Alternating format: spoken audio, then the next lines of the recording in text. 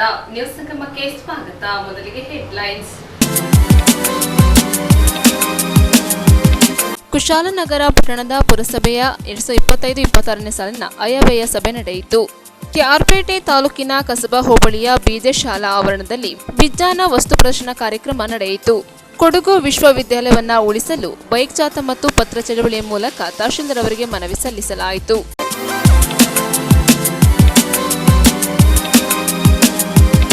ಕುಶಾಲನಗರ ಪುರಸಭೆಯ 2025-26ನೇ ಸಾಲಿನ ಆಯವ್ಯಯ ಸಭೆ ಅಧ್ಯಕ್ಷರಾದ ಶ್ರೀಮತಿ ಜಯಲಕ್ಷ್ಮಿ ಚಂದ್ರವರ ಆದೇಶದಲ್ಲಿ ನಡೆಯಿತು. ಕುಶಾಲನಗರ ಪುರಸಭೆಯ 2025-26ನೇ ಸಾಲಿನ ಆಯವ್ಯಯ ಸಭೆಯಲ್ಲಿ ಅಧ್ಯಕ್ಷರಾದ ಶ್ರೀಮತಿ ಜಯಲಕ್ಷ್ಮಿ ಚಂದ್ರವರು 7 ಲಕ್ಷ ಉಳಿತಾಯ ಬಜೆಟ್ ಮಂಡನೆ ಮಾಡಿದರು. ಇದೇ ಸಂದರ್ಭ ಮಾತನಾಡಿದ ಅವರು, ಹಿಂದಿನ ಬಜೆಟ್ಗಳಲ್ಲಿ ಹಾಕಿಕೊಂಡ ಅಭಿವೃದ್ಧಿ ಕಾರ್ಯಗಳನ್ನು, ಯೋಜನೆಗಳನ್ನು ಮಾನ್ಯ ಶಾಸಕರುಗಳು, ಅಧಿಕಾರಿ, ಸಿಬ್ಬಂದಿ ವರ್ಗದವರು ಮತ್ತು ಸಾರ್ವಜನಿಕರ ಸಹಕಾರದಿಂದ ಪರಿಣಾಮಕಾರಿಯಾಗಿ ಅನುಷ್ಠಾನಗೊಂಡಿರುತ್ತದೆ ಎಂದು ಇದೇ ಸಂದರ್ಭ ತಿಳಿಸಿದರು. ಮತ್ತು ಕೆಲವು ಪ್ರಮುಖ ಅಭಿವೃದ್ಧಿ ಕಾಮಗಾರಿಗಳು ಚಾಲನೆಯಲ್ಲಿದೆ ಎಂದರು. ಪುರಸಭಾ ವ್ಯಾಪ್ತಿಯ ಜನರಿಗೆ ಅತ್ಯುತ್ತಮ ಮೂಲಭೂತ ಸೌಲಭ್ಯ ಒದಗಿಸುವುದು ಮತ್ತು ಪುರಸಭೆಯನ್ನು ಆರ್ಥಿಕವಾಗಿ ಸದೃಢಗೊಳಿಸುವುದು, ಅದಕ್ಕೆ ತಕ್ಕ ಆದಾಯ ಮೂಲಗಳಾದ ತೆರಿಗೆ ಸಂಗ್ರಹಿಸಿ ಹಾಗೂ ಅನುದಾನ ಪಡೆದು ಇವೆಲ್ಲವನ್ನ ಬಜೆಟ್ ಒಳಗೊಂಡು ಬರುವ ಆದಾಯಗಳಲ್ಲಿ ಆಸ್ತಿ ತೆರಿಗೆ, ವಾಣಿಜ್ಯ ಮಳಿಗೆ ಬಾಡಿಗೆ, ಉದ್ದಿಮೆ ಪರವಾನಗಿ, ಮಾರುಕಟ್ಟೆ ಬಾಡಿಗೆಗಳು ಹಾಗೂ ಇತರೆ ಶುಲ್ಕಗಳು ಮತ್ತು ಸರ್ಕಾರದಿಂದ ಬಿಡುಗಡೆಯಾಗುವ ನಗರೋತ್ಥಾನ ಅನುದಾನ, ಎಸ್ಎಫ್ಸಿ ಅನುದಾನ, ಹಣಕಾಸು ಆಯೋಗದ ಅನುದಾನ, ಎಸ್ಎಫ್ಸಿ ವಿಶೇಷ ಅನುದಾನ ಪ್ರಮುಖವಾಗಿದೆ. ಇವೆಲ್ಲವನ್ನ ಅಂದಾಜಿಸಿಕೊಂಡು ಚರಂಡಿ ನಿರ್ಮಾಣ, ಬೀದಿ ದೀಪ ಅಳವಡಿಕೆ, ನೀರು ವಿತರಣಾ ವ್ಯವಸ್ಥೆ, ಒಳಚರಂಡಿ ವ್ಯವಸ್ಥೆ, ವಾಣಿಜ್ಯ ಮಳಿಗೆಗಳ ನಿರ್ಮಾಣ, ಸ್ಥಿರಾಸ್ತಿ ನಿರ್ಮಾಣಕ್ಕೆ ಒತ್ತು ನೀಡಲಾಗಿದೆ ಎಂದರು. ಇದೇ ಸಂದರ್ಭದಲ್ಲಿ ಮುಖ್ಯಾಧಿಕಾರಿ ಕೃಷ್ಣಪ್ರಸಾದ್, ಉಪಾಧ್ಯಕ್ಷರಾದ ಪುಟ್ಟಲಕ್ಷ್ಮಿ, ಸ್ಥಾಯಿ ಸಮಿತಿ ಅಧ್ಯಕ್ಷರಾದ ಸುರೇಶ್, ಸದಸ್ಯರುಗಳಾದ ಡಿಕೆ ತಿಮ್ಮಪ್ಪ, ರೇಣುಕಾ, ಸುರಯ್ಯ ಬಾನು, ಶೈಲಕೃಷ್ಣಪ್ಪ, ಜಗದೀಶ್, ಪ್ರಮೋದ್ ಮುತ್ತಪ್ಪ, ಆನಂದ್ ಕುಮಾರ್, ಅಮೃತರಾಜ್, ಜಯವರ್ಧನ್ ಸೇರಿದಂತೆ ಮುಂತಾದವರು ಉಪಸ್ಥಿತರಿದ್ದರು. ಮಾನ್ಯ ಶಾಸಕರು, ಮಾನ್ಯ ವಿಧಾನ ಪರಿಷತ್ ಸದಸ್ಯರು, ಕುಶಾಲನಗರ ಪುರಸಭೆ ಸರ್ವ ಸದಸ್ಯರು ಮತ್ತು ಪುರಸಭೆಯ ಅಧಿಕಾರಿ ಮತ್ತು ಸಿಬ್ಬಂದಿ ವರ್ಗದವರೇ, ಎಲ್ಲ ಹಿತೈಷಿಗಳೇ, ಮಾಧ್ಯಮ ಮಿತ್ರರೇ, ಕುಶಾಲನಗರ ಪಟ್ಟಣದ ಸಮಗ್ರ ಅಭಿವೃದ್ಧಿಯ ಚಿತ್ತ ಹೊಂದಿದ ಈ ಸಾಲಿನ ಅಂದರೆ 2025-26ನೇ ಸಾಲಿಗೆ ಆಯವ್ಯಯ ವಿವರವನ್ನು ನಿಮ್ಮ ಮುಂದೆ ಇರುವ ಇಂದು ಮಂಡಿಸಲು ನಾನು ಹರ್ಷಿತನಾಗಿದ್ದೇನೆ. ಇಂದಿನ ಬಜೆಟ್ನಲ್ಲಿ ಹಾಕಿಕೊಂಡ ಅಭಿವೃದ್ಧಿ ಕಾರ್ಯಗಳನ್ನು, ಯೋಜನೆಗಳನ್ನು ಮಾನ್ಯ ಶಾಸಕರು, ಅಭಿವೃದ್ಧಿ ಸಿಬ್ಬಂದಿ ವರ್ಗದವರು ಮತ್ತು ಸಾರ್ವಜನಿಕರ ಸಹಕಾರದಿಂದ ಪರಿಣಾಮಕಾರಿಯಾಗಿ ಅನುಷ್ಠಾನಗೊಂಡಿರುತ್ತದೆ ಎಂದು ಈ ಸಂದರ್ಭದಲ್ಲಿ ನಾನು ಹೇಳಬಯಸುತ್ತೇನೆ. ಮತ್ತು ಕೆಲವು ಪ್ರಮುಖ ಅಭಿವೃದ್ಧಿ ಕಾಮಗಾರಿಗಳು ಚಾಲನೆಯಲ್ಲಿವೆ. ಪುರಸಭೆ ವ್ಯಾಪ್ತಿಯ ಜನರಿಗೆ ಅತ್ಯುತ್ತಮ ಮೂಲಭೂತ ಸೌಕರ್ಯ ಒದಗಿಸುವುದು ಮತ್ತು ಪುರಸಭೆಯನ್ನು ಆರ್ಥಿಕವಾಗಿ ಸದೃಢಗೊಳಿಸುವುದು, ಅದಕ್ಕೆ ತಕ್ಕ ಆದಾಯ ಮೂಲಗಳಾದ ತೆರಿಗೆ ಸಂಗ್ರಹಿಸಿ ಹಾಗೂ ಅನುದಾನ ಪಡೆದು ಇವೆಲ್ಲವನ್ನು ಬಜೆಟ್ ಒಳಗೊಂಡು ಬರುವ ಆದಾಯಗಳಲ್ಲಿ ಆಸ್ತಿ ತೆರಿಗೆ, ವಾಣಿಜ್ಯ ಮಳಿಗೆ ಬಾಡಿಗೆ, ಉದ್ದಿಮೆ ಪರವಾನಗಿ, ಮಾರುಕಟ್ಟೆ ಬಾಡಿಗೆಗಳು ಹಾಗೂ ಇತರೆ ಶುಲ್ಕಗಳು ಮತ್ತು ಸರ್ಕಾರದಿಂದ ಬಿಡುಗಡೆ ಆಗುವ ನಗರೋತ್ಥಾನ ಅನುದಾನ, ಎಸ್ಎಫ್ಸಿ ಅನುದಾನ, ಹಣಕಾಸು ಆಯೋಗದ ಅನುದಾನ, ಎಸ್ಎಫ್ಸಿ ವಿಶೇಷ ಅನುದಾನ ಪ್ರಮುಖವಾಗಿದೆ. ಇವೆಲ್ಲವನ್ನು ಅಂದಾಜಿಸಿಕೊಂಡು ಚರಂಡಿ ನಿರ್ಮಾಣ, ಬೀದಿ ದೀಪ ಅಳವಡಿಕೆ, ನೀರು ವಿತರಣೆ ವ್ಯವಸ್ಥೆ, ಒಳಚರಂಡಿ ವ್ಯವಸ್ಥೆ, ವಾಣಿಜ್ಯ ಮಳಿಗೆಗಳ ನಿರ್ಮಾಣ, ಸ್ಥಿರಾಸ್ತಿ ನಿರ್ಮಾಣಕ್ಕೆ ಒತ್ತು ನೀಡಲಾಗಿದೆ. ಈ 2025-26ನೇ ಸಾಲಿನ ಆಯವ್ಯಯ ಮಂಡನೆಗೆ ಹಾಗೂ ಅನುಮೋದನೆಗೆ ಸಹಕರಿಸಿದ ಸರ್ವ ಸದಸ್ಯರು ಹಾಗೂ ಅಧಿಕಾರಿಗಳು, ಸಿಬ್ಬಂದಿ ವರ್ಗದವರು, ಸಾರ್ವಜನಿಕರು ಮತ್ತು ಮಾಧ್ಯಮ ಮಿತ್ರರವರಿಗೆ ನನ್ನ ಹೃತ್ಪೂರ್ವಕವಾದ ಧನ್ಯವಾದವನ್ನು ಸಲ್ಲಿಸುತ್ತೇನೆ. ಸಾಲಿಗೆ ನಿರೀಕ್ಷಿತ ಆದಾಯ ರೂಪಾಯಿ 27,30,18,259 ರೂಪಾಯಿ ಆದಾಯ. ನಿರೀಕ್ಷಿತ ಖರ್ಚು ರೂಪಾಯಿ 27,74,74,314 ರೂಪಾಯಿ. ಉಳಿತಾಯ ರೂಪಾಯಿ 7,43,945 ರೂಪಾಯಿ.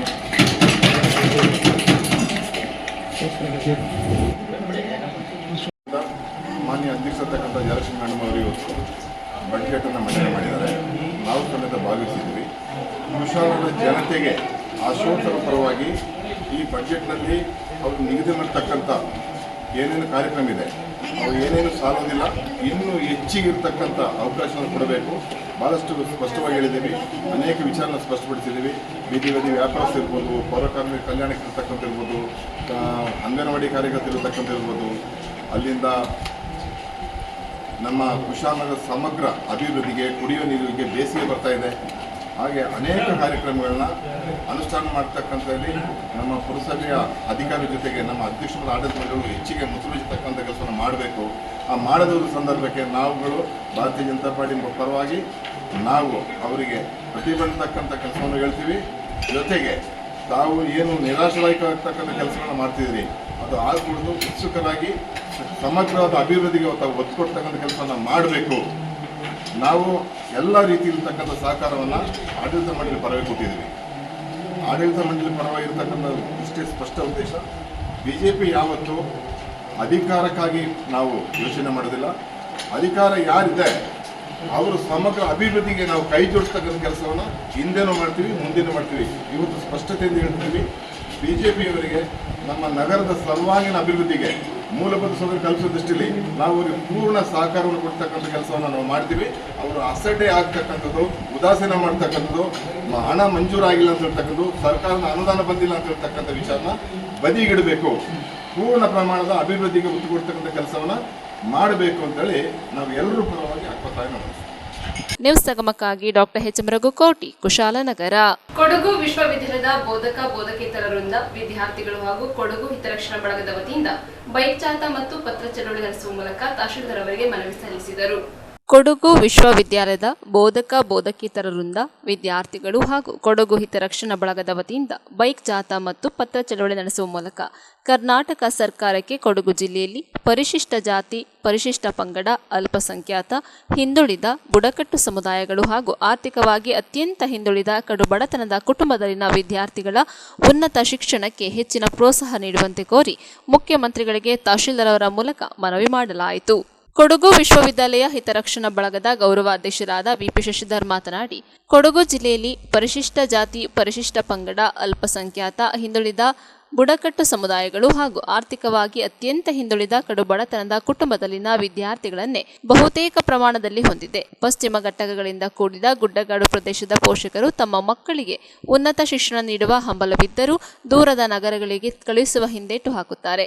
ಕೊಡಗು ಜಿಲ್ಲಾ ಕೇಂದ್ರದ ಮಡಿಕೇರಿಯಿಂದ 200 ಕಿಲೋಮೀಟರ್ ದೂರದ ಮಂಗಳೂರು ವಿಶ್ವವಿದ್ಯಾನಿಲಯ ಹಾಗೂ 130 ಕಿಲೋಮೀಟರ್ ದೂರದ ಮೈಸೂರು ವಿಶ್ವವಿದ್ಯಾನಿಲಯಗಳಿಗೆ ಅವಲಂಬಿಸಿ ಉನ್ನತ ಶಿಕ್ಷಣ ಪಡೆಯಬೇಕಾದ ಅನಿವಾರ್ಯತೆ ಇದೆ. ಹಾಗಾಗಿಯೇ ಕೊಡಗು ಜಿಲ್ಲೆಯಲ್ಲಿ ಮಾತ್ರ ಉನ್ನತ ಶಿಕ್ಷಣದ ವಾರ್ಷಿಕ ನೋಂದಣಿ ಅನುಪಾತ ಇಲ್ಲಿಯವರೆಗೆ 16% ಮಾತ್ರ ಇರುವುದು ಬಹು ಕಳವಳ ಪಡಬೇಕಾದ ವಿಚಾರವಾಗಿದೆ. ಕೊಡಗು ವಿಶ್ವವಿದ್ಯಾಲಯವು ಸರ್ಕಾರದ ಯಾವುದೇ ರೀತಿಯ ಅನುದಾನವನ್ನು ಪಡೆಯದೆ ತನ್ನ ಆಂತರಿಕ ಸಂಪನ್ಮೂಲ ಕ್ರೋಢೀಕರಣ ಮಾಡಿಕೊಂಡು ಇದುವರೆಗೆ ಯಾವುದೇ ಸಮಸ್ಯೆ ಎದುರಾಗದಂತೆ ಬೋಧಕ ಮತ್ತು ಬೋಧಕೇತರ ಸಿಬ್ಬಂದಿಗಳಿಗೆ ವೇತನ ನೀಡುತ್ತಾ ಶೈಕ್ಷಣಿಕ ಮತ್ತು ಆಡಳಿತ ವ್ಯವಸ್ಥೆಯನ್ನು ಅಚ್ಚುಕಟ್ಟಾಗಿ ನಡೆಸಿಕೊಂಡು ಬಂದಿದೆ ಎಂದು ತಿಳಿಸಿದರು. ಇದೇ ಸಂದರ್ಭ ಕೊಡಗು ವಿಶ್ವವಿದ್ಯಾಲಯದ ಅಧ್ಯಕ್ಷರಾದ ಕೃಷ್ಣೇಗೌಡರು ಮಾತನಾಡಿದರು. ಜ್ಞಾನ ಕಾವೇರಿ ಸ್ನಾತಕೋತ್ತರ ಕೇಂದ್ರದಿಂದ ಬೈಕ್ ಜಾಥಾದ ಮೂಲಕ ತಹಶೀಲ್ ಕಚೇರಿ ತಲುಪಿದ ನಂತರ ಕೊಡಗು ವಿಶ್ವವಿದ್ಯಾಲಯದ ಉಪನ್ಯಾಸಕರಾದ ಡಾಕ್ಟರ್ ಜಮೀರ್ ಅಹಮದ್ ಮಾತನಾಡಿ, ಕೊಡಗು ವಿಶ್ವವಿದ್ಯಾಲಯದ ಸ್ಥಾಪನೆಯ ನಂತರ ವಿವಿಧ ಸಂಸ್ಥೆಗಳ ಒಡಂಬಡಿಕೆಯಿಂದ ಕೌಶಲ್ಯ ಆಧಾರಿತ ಶಿಕ್ಷಣ ಸಾಧ್ಯವಾಗಿದೆ. ಕೊಡಗು ವಿಶ್ವವಿದ್ಯಾಲಯವು ಪರಸ್ಪರ ಸಂಶೋಧನೆ, ಬೋಧನೆ, ಕೌಶಲ್ಯ ಅಭಿವೃದ್ಧಿ, ಔದ್ಯೋಗಿಕ ಕ್ಷೇತ್ರಗಳಲ್ಲಿ ಪರಸ್ಪರ ಸಹಕಾರ, ತಂತ್ರಜ್ಞಾನ ವಿನಿಮಯ ಮಾಡಿಕೊಂಡು ಕೊಡಗು ವಿಶ್ವವಿದ್ಯಾಲಯ ಅಧ್ಯಾಪಕ ವೃಂದ ಮತ್ತು ವಿದ್ಯಾರ್ಥಿಗಳಿಗೆ ಅನುಕೂಲವಾಗುವ ಹಲವಾರು ರೀತಿಯ ಕಾರ್ಯಚಟುವಟಿಕೆಗಳನ್ನು ಕೈಗೊಂಡಿದೆ. ಕೊಡಗು ವಿಶ್ವವಿದ್ಯಾಲಯದ ಬೋಧಕೇತರ ವೃಂದ, ವಿದ್ಯಾರ್ಥಿಗಳು ಎಲ್ಲರೂ ಸೇರಿ ಬೈಕ್ ಜಾಥಾದ ಮೂಲಕ ಕುಶಾಲನಗರ ಪಟ್ಟಣದ ತಹಶೀಲ್ದಾರ್ ಅವರಿಗೆ ಮನವಿ ಸಲ್ಲಿಸಿ ತದನಂತರ ಅಂಚೆ ಕಚೇರಿ ಬಳಿ ತೆರಳಿ ಅಂಚೆ ಪೆಟ್ಟಿಗೆಗೆ ಮಾನ್ಯ ಮುಖ್ಯಮಂತ್ರಿಗಳಿಗೆ ಬರೆದ ಪತ್ರಗಳನ್ನು ಹಾಕಿದ್ದರು. ಇದೇ ಸಂದರ್ಭದಲ್ಲಿ ವಿವಿಧ ವಿಭಾಗದ ಉಪನ್ಯಾಸಕರು, ಆಡಳಿತ ಸಿಬ್ಬಂದಿಗಳು, ವಿದ್ಯಾರ್ಥಿಗಳು ಭಾಗಿಯಾಗಿದ್ದರು. ನಮ್ಮ ಪ್ರತ್ಯೇಕವಾದ ವಿಧಾನಸಭಾ ಕ್ಷೇತ್ರ ಇತ್ತು. ನಮ್ಮದನ್ನು ನಾವು ನಿರ್ಧರಿಸ್ಕೊಳ್ಬೋದಿತ್ತು, ನಮ್ಮ ಭವಿಷ್ಯತ್ತು ನಾವು ಕಟ್ಕೊಳ್ಬೋದಿತ್ತು. ನಾವು ವಿಶಾಲ ದೃಷ್ಟಿಕೋನದಿಂದ ನಾವು ಮೈಸೂರು ರಾಜ್ಯ ತನ್ಮೂಲಕ ಕರ್ನಾಟಕ ರಾಜ್ಯ ಜೊತೆ ವಿಲೀನ ಮಾಡಿದ್ವಿ. 3 ವಿಧಾನಸಭಾ ಕ್ಷೇತ್ರಗಳು 2 ಆಗಿದೆ. ನಮ್ಮ ಪ್ರಾತಿನಿಧ್ಯ ಕುಸಿತಾ ಇದೆ. ಎಲ್ಲದರಲ್ಲೂ ಕೂಡ ನಾವು ನಗಣ್ಯ ಆಗ್ತಾ ಇದ್ದೀವಿ, ನಾವು ನಿರ್ಲಕ್ಷ್ಯಕ್ಕೊಳಗಾಗ್ತಿದ್ವಿ, ನಮ್ಮನ್ನು ಅಸಡ್ಡೆಯಿಂದ ನೋಡ್ತಿದ್ದಾರೆ ಅಂತೇಳಿ ದಟ್ಟವಾದ ಒಂದು ಅನಾಥ ಪ್ರಜ್ಞೆ ನಮ್ಮನ್ನು ರಾಜಕೀಯವಾಗಿ, ಸಾಮಾಜಿಕವಾಗಿ, ಸಾಂಸ್ಕೃತಿಕ, ಶೈಕ್ಷಣಿಕವಾಗಿ ಎಲ್ಲ ಕ್ಷೇತ್ರಗಳಲ್ಲಿ, ಔದ್ಯೋಗಿಕ ಸೇರಿದಂತೆ ಎಲ್ಲ ಕ್ಷೇತ್ರಗಳು ಕೂಡ ನಮ್ಗೆ ಅನ್ನಿಸ್ತಾ ಇರೋದು ಸತ್ಯ. ಸೊ ಇದೇ ನಿಟ್ಟಿನಲ್ಲಿ ಬೇರೆ ಬೇರೆ ರೀತಿಯ ಕೂಗುಗಳು ಕೂಡ ಇಲ್ಲಿ ಧ್ವನಿ ಎದ್ದಿರೋದು ಕೂಡ ಸತ್ಯ. ಅಂದರೆ ಕರ್ನಾಟಕದ ಭಾಗವಾಗಿಯೇ ಉಳಿಯಬೇಕೆನ್ನುವಂಥ ನಮ್ಮಂಥ ಸಮಾನ ಮನಸ್ಕರ ಅನೇಕ ವರ್ಷಗಳ ಹೋರಾಟಗಳೇನಿದೆ ಅದು ಪ್ರತಿ ಸರಿ ನಿರಾಸೆ ಆಗಬಾರ್ದು. ಈ ಬಾರಿ ಕೊಡಗಿಗೆ ಪ್ರತ್ಯೇಕ ವಿಶ್ವವಿದ್ಯಾಲಯನ ನೀವು ಸ್ಥಾಪನೆ ಮಾಡಿದ್ರಿ, ನಮ್ಗೆ ಊಟ ಬಡಿಸಿದ್ವಿ. ಇನ್ನೇನು ಊಟ ತಿನ್ನಬೇಕು ಅಂದಾಗ ತಟ್ಟೆಯನ್ನು ಕಸಿಕೊಳ್ತಾ ಇದ್ವಿ. ಇದು ಸರಿಯಲ್ಲ. ಯಾವುದೇ ಸರ್ಕಾರಕ್ಕೂ ಶೋಭಾಯಮಾನ ಅಲ್ಲ. ಯಾವುದೇ ಆಡಳಿತಾರೂಢ ಪಕ್ಷಗಳಿರಲಿ, ಹಣಕಾಸಿನ ಕೊರತೆ ಅನ್ನೋ ಕಾರಣಕ್ಕಾಗಿ ಶೈಕ್ಷಣಿಕ ಸಂಸ್ಥೆಗಳನ್ನು ಬಂದ್ ಮಾಡೋದು ಯಾರಿಗೂ ಶೋಭೆ ತರುವಂಥದ್ದಲ್ಲ. ಅದು ಘನತೆಯಿಂದ ಕೂಡಿದ ಕೆಲಸ ಅಲ್ಲ, ವಿವೇಕ ಅಲ್ಲ. ಈ ನಿಟ್ಟಿನಲ್ಲಿ ಸರ್ಕಾರ ಕೇವಲ 10 ಕೋಟಿ 15 ಕೋಟಿಗಳಲ್ಲಿ ಸಿದ್ಧತೆಗಳು ಮಾಡೋ ಕಾರಣಕ್ಕಾಗಿ 7ನೇ ತಾರೀಕು ಬಜೆಟ್ ಮಂಡನೆ ಆದಮೇಲೆ ಎನಿ ಗಳಿಗೆಯಲ್ಲಿ ಯಾವುದೇ ಗಳಿಗೆಯಲ್ಲೂ ಕೂಡ ನಮಗೆ ಸೂಚನೆ ಬರ್ಬೋದು. ನಾವು ಸ್ಟ್ಯಾಂಡ್ ಬೈ ರೆಡಿ ಇದ್ದೀವಿ. ಒಂದು ಭಾಳ ದೊಡ್ಡ ಪ್ರಮಾಣದ ಒಂದು ನಿಯೋಗವನ್ನು ತೆರಳಿ ಈಗಾಗಲೇ ಮಾನ್ಯ ಹೊನ್ನಣ್ಣನವರು, ಉಸ್ತುವಾರಿ ಸಚಿವರು ಮತ್ತು ನಮ್ಮ ಸ್ಥಳೀಯ ಶಾಸಕರ ನೇತೃತ್ವದಲ್ಲಿ ಒಂದು ನಿಯೋಗವನ್ನು ತೆರಳಿ ಅದು ಮನವರಿಕೆ ಮಾಡಿಕೊಡ್ತೀವಿ. ಭರವಸೆ ಇಟ್ಕೊಂಡಿದ್ದೀವಿ. ಆ ನಿಯೋಗಕ್ಕೆ ನಮಗೆ ಸ್ಪಷ್ಟವಾಗದೆ ಇದನ್ನು ಪುನರ್ವಿಮರ್ಶೆ ಮಾಡೋ ಪ್ರಶ್ನೆ ಇಲ್ಲ, ಮುಂದುವರಿಸಲಿಕ್ಕಿರೋ ನಿರ್ಧಾರ ಮಾಡ್ತೀವಿ ಅಂತೇಳೋ ಮಾತನ್ನು ಹೇಳ್ತಾರೆ ಅಂತ ಹೇಳುವ ಅತೀವ ವಿಶ್ವಾಸವನ್ನು ನಾವು ಇಟ್ಕೊಂಡಿದ್ದೀವಿ. ಖಾಸಗಿ ಆಗಿರಲಿ ಸರ್ಕಾರಿ ಆಗಿರಲಿ ಲಾಭ ನಷ್ಟ ನೋಡ್ತಿರಲ್ಲ ಸರ್ಕಾರಗಳು. ಮಕ್ಕಳಿಗೆ ವಿದ್ಯೆ ಕೊಡೋದಕ್ಕೆ ಲಾಭ ನಷ್ಟ ನೋಡೋದು ಎಷ್ಟು ಮಟ್ಟಕ್ಕೆ ಸರಿ? ಯಾವುದೇ ಸರ್ಕಾರಗಳಾಗಿರಲಿ, ಈ ಹಿಂದಿನ ಸರ್ಕಾರ ಮಾಡಿದಂತಹ ಲೋಪದೋಷಗಳಾಗಲಿ ಅಥವಾ ಈ ಲೋಪದೋಷಗಳನ್ನ ಇಟ್ಕೊಂಡು ಮಗುವನ್ನು ಕತ್ತು ಹಿಸುಕುವ ಕೆಲಸ ಆಗಬಾರ್ದು. ಘೋಷಣೆ ಮಾಡಿ, ಪಾಲನೆ ಮಾಡಿ, ಅಥವಾ ಒಂದು ಅವಕಾಶ ಕೊಡಿ, ವಿಶ್ವವಿದ್ಯಾಲಯವನ್ನು ನಡೆಸಿ. 2 ವರ್ಷ ಆಗ್ತಿದೆ. ಮಾರ್ಚ್ 28ನೇ ತಾರೀಕು ಬಂದರೆ ಸರ್ಕಾರದಿಂದ ಕುಲಪತಿಗಳಿಗೆ ಅನುದಾನವನ್ನು, ವೇತನವನ್ನು ಬಿಟ್ಟರೆ ಯಾವುದೇ ಅನುದಾನ ಕೊಟ್ಟಿಲ್ಲ. ಹಾಗಾದರೆ 2 ವರ್ಷ ವಿಶ್ವವಿದ್ಯಾಲಯ ನಡೀಲಿಲ್ವಾ? ನಡೆದಿದೆಯಲ್ಲ ವಿಶ್ವವಿದ್ಯಾಲಯ. ಕೇವಲ ಒಂದು ಒಪ್ಪಿಗೆ ಕೊಡಿ ಸಾಕು. ನಾವು ಅಧ್ಯಯನ ಪೀಠಗಳನ್ನು, ಸಂಘ ಸಂಸ್ಥೆಗಳನ್ನು, ಬೇರೆ ಬೇರೆ ಸಂಸ್ಥೆಗಳ ಭಿಕ್ಷೆ ಬಿಡಲ್ಲ, ನಾವು ಸಹಯೋಗ ತಗೊಳ್ತೀವಿ. ಕೌಶಲ್ಯ ಆಧಾರಿತ ಶಿಕ್ಷಣವನ್ನು ಈ ಮಕ್ಕಳಿಗೆ ಕೊಡ್ತೀವಿ. ಕೊಡಗಿನಲ್ಲಿ ಔದ್ಯೋಗಿಕ ಪ್ರಮಾಣವನ್ನು ಈಗಾಗಲೇ ಗೌರವಾಧ್ಯಕ್ಷ ಆಗಿರ್ತಕ್ಕಂಥ ಶಶಿಧರ್ ಸರ್ ಹೇಳುವ ಹಾಗೆ ಪಕ್ಷಾತೀತವಾದಂತಹ ನೆಲೆಗಟ್ಟಿನಲ್ಲಿ ಈ ಹೋರಾಟ. ಯಾಕೆಂದರೆ ಈ ಮಕ್ಕಳಿಗೆ ಉದ್ಯೋಗ ಅವಕಾಶಗಳು ಸಿಗಬೇಕು. ದೇಶದ ಬೇರೆ ಬೇರೆ ತಮಗೆಲ್ಲ ಗೊತ್ತಿದೆ, ಉತ್ತರ ಭಾರತದಲ್ಲಿ ಕೌಶಲ್ಯ ಆಧಾರಿತ ಶಿಕ್ಷಣ ಇದೆ, ದಕ್ಷಿಣ ಭಾರತದಲ್ಲಿ ಬೇರೆ ಬೇರೆ ರಾಜ್ಯಗಳಲ್ಲಿ ಕೌಶಲ್ಯ ಆಧಾರಿತ ಶಿಕ್ಷಣ ಇದೆ. ಕರ್ನಾಟಕದಲ್ಲಿ ಯಾಕೆ ಶೈಕ್ಷಣಿಕವಾಗಿ ಈ ರೀತಿಯ ತಾತ್ಸಾರ? ಇದಕ್ಕೆ ಇಚ್ಛಾಶಕ್ತಿ ಕೊರತೆ. ಈ ಇಚ್ಛಾಶಕ್ತಿ ಕೊರತೆಯನ್ನು ಹೋಗಲಾಡಿಸಬೇಕು ಅಂದರೆ ದಯಮಾಡಿ ಸರ್ಕಾರಗಳು ಅರ್ಥ ಮಾಡ್ಕೋಬೇಕು. ನ್ಯೂಸ್ ಸಂಗಮಕ್ಕಾಗಿ ಓಂ ಶ್ರೀಹನಿ, ಕುಶಾಲನಗರ. ಅಂಗನವಾಡಿಗೆ ಅಂಗನವಾಡಿಯ ಶಿಕ್ಷಕಿ ನಿರಂತರ ಗೈರು ಹಾಜರಾಗುತ್ತಿದ್ದು, ಈ ಬಗ್ಗೆ ಬೇಸರಗೊಂಡ ಮಕ್ಕಳ ಪೋಷಕರು ಅಂಗನವಾಡಿಗೆ ಬೀಗ ಜಡಿದಿರುವ ಘಟನೆ ನಾಪೋಕ್ಲು ಸಮೀಪದ ಪಾಲೆಮಾಡಿನಲ್ಲಿ ನಡೆದಿದೆ. ಅಂಗನವಾಡಿಗೆ ಅಂಗನವಾಡಿಯ ಶಿಕ್ಷಕಿ ನಿರಂತರ ಗೈರು ಹಾಜರಾಗುತ್ತಿದ್ದು, ಈ ಬಗ್ಗೆ ಬೇಸರಗೊಂಡ ಮಕ್ಕಳ ಪೋಷಕರು ಅಂಗನವಾಡಿಗೆ ಬೀಗ ಜಡಿದಿರುವ ಘಟನೆ ನಾಪೋಕ್ಲು ಸಮೀಪದ ಪಾಲೆಮಾಡಿನಲ್ಲಿ ನಡೆದಿದೆ. ಹೊದ್ದೂರು ಗ್ರಾಮ ಪಂಚಾಯಿತಿ ವ್ಯಾಪ್ತಿಯ ಪಾಲೆಮಾಡಿನಲ್ಲಿರುವ ಅಂಗನವಾಡಿ ಕೇಂದ್ರದ ಶಿಕ್ಷಕಿ ಅಂಗನವಾಡಿಗೆ ಸರಿಯಾಗಿ ಬಾರದೇ ಇದ್ದರಿಂದ ಮಕ್ಕಳ ಭವಿಷ್ಯ ಹಾಳಾಗುತ್ತಿದೆ. ಮಕ್ಕಳಿಗೆ ಹುಳು ಉಪ್ಪಟೆಗಳಿರುವ ತಿನ್ನಲು ಯೋಗ್ಯವಲ್ಲದ ಆಹಾರವನ್ನು ನೀಡಲಾಗುತ್ತಿದೆ ಎಂದು ಪೋಷಕರು ತಮ್ಮ ಅಸಮಾಧಾನವನ್ನು ವ್ಯಕ್ತಪಡಿಸಿದ್ದಾರೆ. ಅಂಗನವಾಡಿ ಕೇಂದ್ರದ ಗೇಟಿಗೆ ಬೀಗ ಹಾಕಿ ತಮ್ಮ ಅಸಮಾಧಾನವನ್ನು ವ್ಯಕ್ತಪಡಿಸಿದ್ರು. ಈ ಬಗ್ಗೆ ಇತ್ತೀಚೆಗೆ ಗ್ರಾಮ ಪಂಚಾಯಿತಿ ಗ್ರಾಮ ಸಭೆಯಲ್ಲಿ ಶಾಸಕರಿಗೆ ಹಾಗೂ ಸಂಬಂಧಿಸಿದ ಅಧಿಕಾರಿಗಳಿಗೆ ದೂರು ನೀಡಿದ್ದರೂ ಯಾವುದೇ ಪ್ರಯೋಜನವಾಗಿಲ್ಲ. ಆದ ಕಾರಣ ಕೂಡಲೇ ಮಹಿಳಾ ಮತ್ತು ಮಕ್ಕಳ ಕಲ್ಯಾಣ ಇಲಾಖೆಯ ಅಧಿಕಾರಿ ಅವರ ನಿರ್ಲಕ್ಷ್ಯತನ ಹಾಗೂ ಶಿಕ್ಷಕಿಯ ಬೇಜವಾಬ್ದಾರಿತನ ಆಗಿರುವುದರಿಂದ ಕೂಡಲೇ ಇವರುಗಳನ್ನು ಕರ್ತವ್ಯದಿಂದ ವಜಾಗೊಳಿಸಬೇಕೆಂದು ಗ್ರಾಮ ಪಂಚಾಯಿತಿ ಸದಸ್ಯರಾದ ಮೊನ್ನಪ್ಪ ಆಗ್ರಹಿಸಿದ್ದಾರೆ. ನನ್ನ ಹೆಸರು ಕುಸುಮೂರ್ತಿ. ನಾನು ಹುದ್ದೂರು ಗ್ರಾಮ ಪಂಚಾಯಿತಿಯ ಮಾಜಿ ಅಧ್ಯಕ್ಷಿ, ಈಗ ಹಾಲಿ ಸದಸ್ಯರಾಗಿದ್ದೇನೆ. ನಾವು ಮೊನ್ನೆ ಕೂಡ ಸುಮಾರು 2008ರಿಂದ ನಮ್ಮಲ್ಲಿ ಅಂಗನವಾಡಿ ನಡೆಸ್ಕೊಂಡು ಬರ್ತಾ ಇದ್ವಿ. 2020-2021 ನಮ್ಮ ಊರವರೇ ಅಂಗನವಾಡಿನ ನಡೆಸ್ತಿದ್ದು. ಮಕ್ಕಳಲ್ಲಿ ಸುಮಾರು 45ರಿಂದ 50 ಮಕ್ಕಳಿದ್ರು.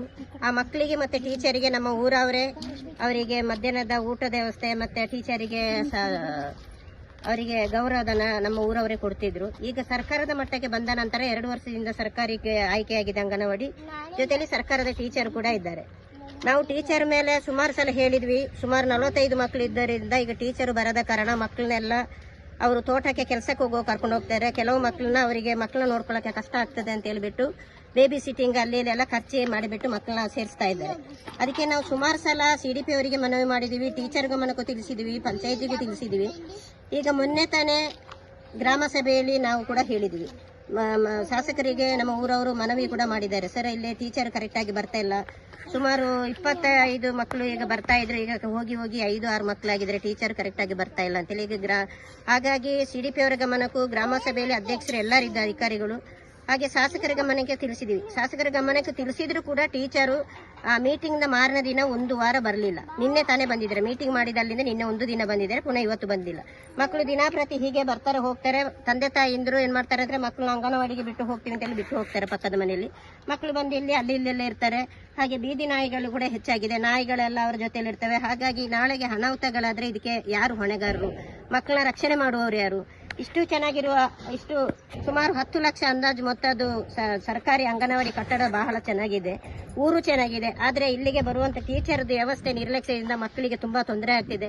ಹಾಗಾಗಿ ಇದರ ಬಗ್ಗೆ ಶಾಸಕರು ಮತ್ತು ಅದಕ್ಕೆ ಸಂಬಂಧಪಟ್ಟ CDP ಅವರು ಕ್ರಮ ತಗೊಳ್ಬೇಕು. ಏನಾದ್ರೂ ನಾವು ಟೀಚರ್ ಬಗ್ಗೆ ಹೇಳಿದ್ರೆ ಟೀಚರ್ ತಕ್ಷಣ CDP ಅವರಿಗೆ ಹೇಳ್ತಾರೆ, CDP ಅವರು ಸುಮ್ಮನೆ ಬಂದು ನೋಡ್ತಾರೆ ಹೋಗ್ತಾರೆ, ಅವರ ಬಗ್ಗೆ ಸೂಕ್ತವಾದ ಕ್ರಮ ತಗೊಳ್ಳೋದಿಲ್ಲ. ನಾವು ಒಂದೇ ಬೇಡಿಕೆ ಏನಿರ್ತೀವಿ ಅಂತ ಹೇಳಿದ್ರೆ ನಮ್ಮ ಊರು ಚೆನ್ನಾಗಿದೆ, ನಮ್ಮ ಊರ ಮಕ್ಕಳು ಚೆನ್ನಾಗಿರ್ಬೇಕು, ಅವ್ರ ಮುಂದಿನ ಭವಿಷ್ಯ ಒಳ್ಳೇದಾಗಬೇಕಾದ್ರೆ ಮಕ್ಕಳಿಗೆ ಎಜುಕೇಶನ್ ಮುಖ್ಯ, ಅಂಗನವಾಡಿ ಮುಖ್ಯ ಆಗಿದೆ. ಹಾಗಾಗಿ ಇಲ್ಲಿದ್ದ ಟೀಚರ್ನ ಅವ್ರು ಏನೇ ಕಾರಣ ಆದ್ರೆ ಅವರು ತಿದ್ದುಪಡಿ ಮಾಡ್ಕೊಳ್ಳೋದಿಲ್ಲ, ಸರಿ ಹೊಂದೋದಿಲ್ಲ ಅಂತ ಕಾಣಿಸ್ತಾ ಇದೆ.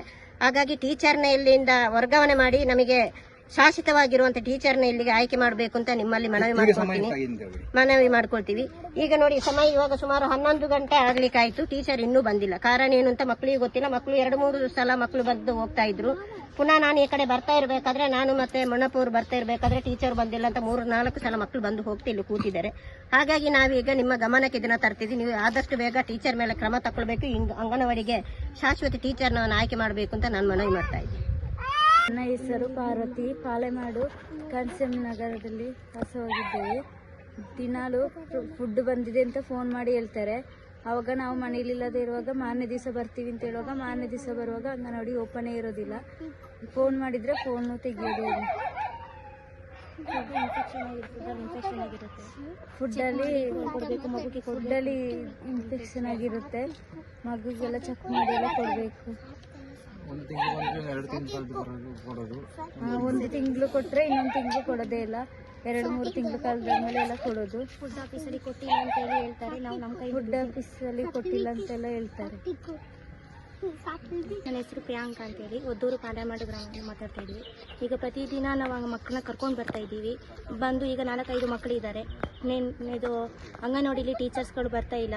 ದಿನ ಬರಬೇಕಾಗಿತ್ತು. ಬೆಳಗ್ಗೆ 9 ಗಂಟೆಯಿಂದ 4 ಗಂಟೆ ಗಂಟ ಟೀಚರ್ ಇರಬೇಕು. ಇವಾಗ ಇರ್ತಾ ಇಲ್ಲ ಅವರು. ಈಗ ಮಕ್ಕಳಿಗೆ ದಿನನಿತ್ಯ ಹೀಗೆ ಆದರೆ ನಾವು ಇಲ್ಲಿಗೆ ಏನು ಮಾಡಬೇಕು, ಏನು ಮಾಡ್ಬೋದು? ನಾವು ದಿನ ಕೆಲಸಕ್ಕೆ ಹೋಗೋರು, ನಾವು ಏನು ಮಾಡ್ಬೋದು? ಈಗ ನಾವು ಎಷ್ಟು ಅಂತ ನಾವು ಮಕ್ಕಳನ್ನ ನೋಡ್ಕೊಂಡಿರೋಕ್ಕಾಗತ್ತೆ. ಅಂಗನವಾಡಿ ಅಂತ ಇದೆ ಗ್ರಾಮದಲ್ಲಿ ಅಂತೇಳಿ, ಅಂಗನವಾಡಿ ಅಂತೇಳಿ ಇದ್ದು ಟೀಚರ್ ಇಲ್ಲ. ಏನು ಮಾಡ್ಬೋದು? ಇದಕ್ಕೆ ನೀವೇ ಒಂದು ನಮಗೆ ಉತ್ತರ ಹೇಳ್ಕೊಡ್ಬೇಕು. ಇದಕ್ಕೆ ನೀವೇ ಒಂದು ದಾರಿ ಹೇಳಿ. ಶಾಸಕರಿಗೆ ನಾವು ಅರ್ಜಿ ಕೊಟ್ಟಿದ್ದೀವಿ. ಅರ್ಜಿ ಕೊಟ್ಟು ಅವರೇನು ಕ್ರಮಗೊಂಡಿಲ್ಲ. CDP ಅವರಿಗೂ ನಾವು ಇದು ಕೊಟ್ಟಿದ್ದೀವಿ, ಅವರು ಸಹ ಏನು ಕ್ರಮಗೊಂಡಿಲ್ಲ. ಇದಕ್ಕೆ ನೀವೇನಾದರೂ ಪರಿಹಾರ ಮಾಡಿಕೊಡ್ಬೇಕು ಅಂತ ಕೇಳ್ಕೊತೀವಿ ನಾವು. ನನ್ನ ಹೆಸರು ಸಂಗೀತೆ. ಪಾಲೆಮಾಡು ಕಾಂಸಿರಾಮ್ ನಗರದಿಂದ ಮಾತಾಡೋದು. ಇವತ್ತು ಅಂಗನವಾಡಿ ಬಂದಿದ್ದೀವಿ, ಓಪನ್ ಆಗೇ ಇಲ್ಲ. ಮೊನ್ನೆ 1 ವಾರ ಬಂದರು, ನಿನ್ನೆ 1 ದಿನ ಬಂದರು, ಇವತ್ತು ಬಂದಿಲ್ಲ, ಓಪನ್ ಆಗಿಲ್ಲ. ಮಕ್ಕಳನ್ನ ರೆಡಿ ಮಾಡಿ ಕರ್ಕೊಬಂದು ನಾವು ವಾಪಸ್ ಕರ್ಕೊಂಡು ಹೋಗೋ ಥರ ಆಗಿದೆ. ಇವತ್ತು ಶಾಸಕರಿಗೆ ಅರ್ಜಿ ದೂರು ಕೊಟ್ಟು ಅವರೇನು ಕ್ರಮ ಕೈಗೊಂಡಿಲ್ಲ. ಇದರ ಬಗ್ಗೆ ನೀವು ಕ್ರಮ ಕೈಗೊಳ್ಳಬೇಕಾಗಿ ನಿಮ್ಮಲ್ಲಿ ವಿನಂತಿ ಮಾಡಿಕೊಳ್ಳುತ್ತೇವೆ. ನನ್ನ ಹೆಸರು ಮೊನ್ನಪ್ಪ ಅಂತ. ನಾನು ಈ ಪಾಲೆಮಾಡು ಕಬಡಗಿ ಕ್ಷೇತ್ರದ ಪಂಚಾಯತ್ ಸದಸ್ಯ. ಈಗ ಇಲ್ಲಿ ಸಮಸ್ಯೆಗಳನ್ನ ಕಾಣ್ತಿದ್ದೀರಿ. ಈ ಅಂಗನವಾಡಿಯನ್ನು ನೂತನ ಅಂಗನವಾಡಿ ಕಟ್ಟಿ ಈಗ 1-2 ವರ್ಷಗಳಾಗಿದೆ. ಇದು ಹಿಂದೆ ಕೂಡ ನಾವು ಈ ಅಂಗನವಾಡಿಗಳನ್ನ ನಡೆಸ್ಕೊಂಡು ಬರ್ತಿದ್ದೆವು. ಮತ್ತು ಈಗ ಯಾರು ನೇಮಕ ಆಗಿದ್ದಾರೆ, ಸುಮಾ ಅನ್ನೋ ಒಂದು ಟೀಚರ್ ನೇಮಕ ಆಗಿದ್ದಾರೆ, ಅವ್ರ ಬಗ್ಗೆ ಭಾಳಷ್ಟು ಸಾರಿ ನಾವು ಕಂಪ್ಲೇಂಟ್ಗಳನ್ನ ಮಾಡಿದ್ದೀವಿ. ಮಹಿಳಾ ಮತ್ತು ಮಕ್ಕಳ ಕಲ್ಯಾಣ ಇಲಾಖೆ ಅಧಿಕಾರಿಗಳಿಗೂ ಕಂಪ್ಲೇಂಟ್ ಮಾಡಿದ್ದೀವಿ. ಹಾಗೆಯೇ ಈಗ 2 ಬಾರಿ ಇಲ್ಲಿ ಒಂದು ಜಿಲ್ಲಾಡಳಿತ ಸಭೆ ಕರೆದಾಗ ಅಲ್ಲೂ ಒಂದು ಕಂಪ್ಲೇಂಟ್ ಮಾಡಿದ್ದೀವಿ. ಅವರು ಸರಿಯಾದ ರೀತಿಯಲ್ಲಿ ಜವಾಬ್ದಾರಿ ಕರ್ತವ್ಯ ನಿರ್ವಹಿಸ್ತಿಲ್ಲ ಅನ್ನೋದ್ರ ಬಗ್ಗೆ ಒಂದು ಕಂಪ್ಲೇಂಟ್ ಇದೆ. ಈಗ ನೋಡ್ತಿದ್ದೀರಿ ತಾವುಗಳು ಕೂಡ.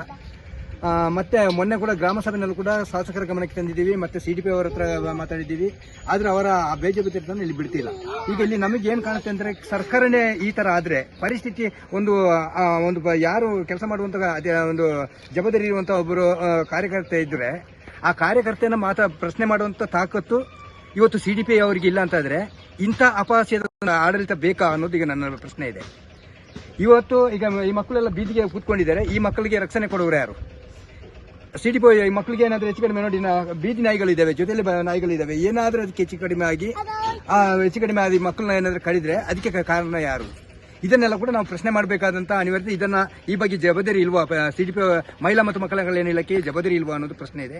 ಇದನ್ನು ಶಾಸಕರು ಕೂಡ ಬಹಳಷ್ಟು ಸೀರಿಯಸ್ ಆಗಿ ತಗೊಳ್ಬೇಕಾಗುತ್ತೆ.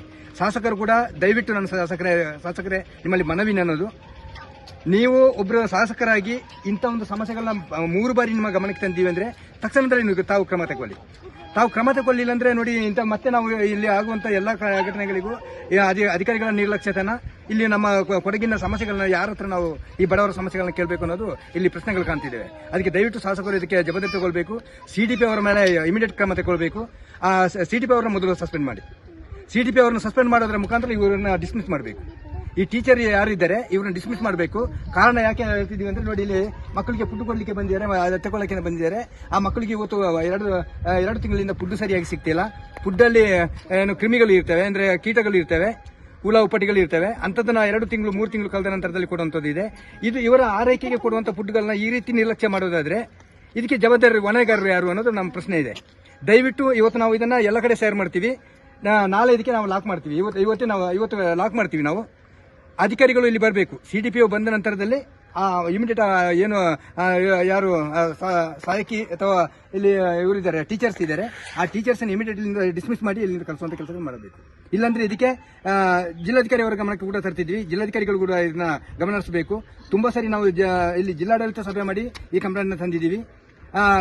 ಜಿಲ್ಲಾ ಇವರು ಮಹಿಳಾ ಮತ್ತು ಮಕ್ಕಳ ಕಲ್ಯಾಣಕ್ಕೆ ಸಂಬಂಧಪಟ್ಟ ಹಾಗೆ ತಿಳಿಸಿದ್ವಿ. ಇನ್ನು ಇಷ್ಟೆಲ್ಲ ಮಾಡಿದ್ರು ಕೂಡ ಇಷ್ಟು ತಾರತಮ್ಯ ಆದ್ರೆ ಇದಕ್ಕೆ ಅರ್ಥನೇ ಇಲ್ಲ. ಅಂದ್ರೆ ಜಿಲ್ಲಾ ಆಡಳಿತ ವ್ಯವಸ್ಥೆಗೇನೆ ಅರ್ಥ ಇಲ್ಲ ಅಂತ ನಾವು ಪ್ರಶ್ನೆ ಮಾಡಬೇಕಾಗುತ್ತೆ. ದಯವಿಟ್ಟು ಇದರ ಬಗ್ಗೆ ಕ್ರಮ ತಗೊಳ್ಬೇಕು. ನೋಡಿ, 1 ವಾರದಿಂದ ಇಲ್ಲಿ ಬರಲಿಲ್ಲ, ನಿನ್ನೆ 1 ದಿನ ಬಂದಿದ್ದಾರೆ, ಮತ್ತೆ ಇವತ್ತು ಬರಲಿಲ್ಲ. ಈ ತರ ಬರೋದ್ರೆ ಅವರಿಗೆ ಸರ್ಕಾರ ಸಂಬಳಗಳನ್ನ ಕೊಡ್ತಿದ್ದೀರಲ್ಲ, ಸರ್ಕಾರನ ಈಗೇನೆ ನಡೆಸ್ತೀರಾ ನೀವು? ಸರ್ಕಾರಕ್ಕೆ ಏನು ಅರ್ಥ ಇಲ್ವಾ? ಸರ್ಕಾರ ನಡೆಸೋರು ಯಾರು? ಇವತ್ತು ಈಗ ನಾನು ಪಂಚಾಯತಿ ಸದಸ್ಯನಾಗಿ ಕೇಳ್ತಿದ್ದೀನಿ, ಇದನ್ನ ನಡೆಸ್ತಿರೋ ಇಲ್ವೋ? ನಡೆಸಲ್ಲ ಅಂದ್ರೆ ದಯವಿಟ್ಟು ಹೇಳಿ. ಇವತ್ತಿಂದ ಕ್ಲೋಸ್ ಮಾಡೋಣ. ಮಕ್ಕಳನ್ನ ಬೇರೆ ಏನಾದ್ರೆ ಅವರು ಪೋಷಕರು ಇದ್ದಾರೆ, ಅವರ ಬಗ್ಗೆ ಏನ್ ಬೇಕಾದ್ರೆ ಕ್ರಮ ತಗೊಳ್ತಾರೆ. ಈ ತರ ದಯವಿಟ್ಟು ಮಾಡಬೇಡಿ ಅನ್ನೋದು ನನ್ನ ಮನವಿ ಇದೆ. ಇವತ್ತು ಜಿಲ್ಲಾಧಿಕಾರಿ ಅವರು, ಶಾಸಕರು, CDPO ಅವರು ಮತ್ತೆ ನಮ್ಮ ಪಂಚಾಯತಿ ಅಧ್ಯಕ್ಷರ ಗಮನಕ್ಕೆ ತರ್ತಿದ್ವಿ. ಪಂಚಾಯತಿ ಅಧ್ಯಕ್ಷರು ಕೂಡ ಇದರ ಬಗ್ಗೆ ಜವಾಬ್ದಾರಿ ತಗೊಳ್ಬೇಕು. ಇಮಿಡಿಯೇಟ್ ಅವ್ರನ್ನ ಡಿಸ್ಮಿಸ್ ಮಾಡಿ ಮತ್ತೆ ಒಬ್ಬರಲ್ಲಿ ಬೇರೆ ಏನು ಸಹಾಯಕರು ಯಾರು ಬೇಕಾಗುತ್ತೆ ಅವ್ರನ್ನ ಇಮಿಡಿಯೇಟ್ಲಿ ಇದು ಮಾಡಿ ಮತ್ತೆ ಇದನ್ನು ಮೇಲ್ದರ್ಜೆಗೆ ಏರಿಸುವಂತ ಅವಶ್ಯಕತೆ ಇದೆ. ಅದನ್ನು ಕೂಡ ಬಹಳ ಸಾರಿ ನಾವು ಮನವಿ ಮಾಡಿದ್ದೀವಿ. ಬಡವರ ಕೇರಿ ಅಂತೇಳಿ ನಿರ್ಲಕ್ಷ್ಯ ಮಾಡಬೇಡಿ.